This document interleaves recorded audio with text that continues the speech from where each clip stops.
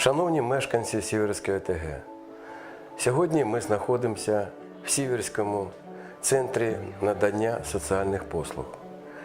І хочеться вам сказати, що наш центр є одним із найкращих центрів в Донецькій області. 14 серпня наш НСП отримав від уряду Польщі благодійну допомогу. Це відділення польської гуманітарної акції в Україні. Ми дуже їм дякуємо і будемо проводити співпрацю з ними і в майбутньому. А зараз я хочу, щоб Тетяна Павлівна сказала про їхню співпрацю з урядом Польщі.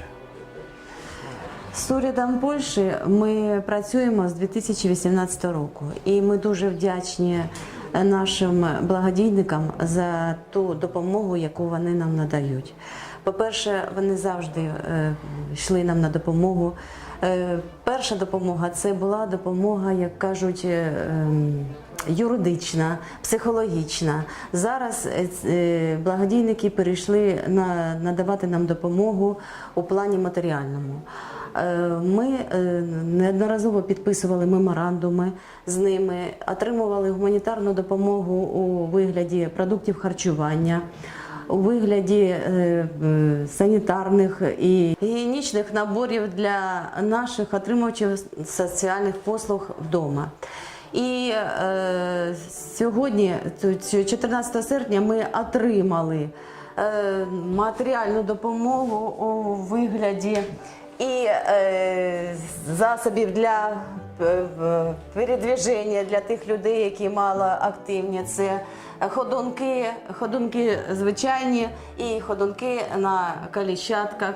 Отримали також спецодяг та спецзуття для наших соцробітників, які обслуговують людей вдома. І деякі речі для того, щоб проводити реабілітаційні заходи, масажні килимки, фітнес-боли і інші речі. Дуже вдячні нашим благодійникам і маємо надію на майбутнє співробітництво з ними і що ми заключимо з ними ще не один меморандум. На даний час наш центр надання соціальних послуг знаходиться в Сіверській міській лікарні. Але найближчим часом буде відремонтовано приміщення і центр переселиться вже в більш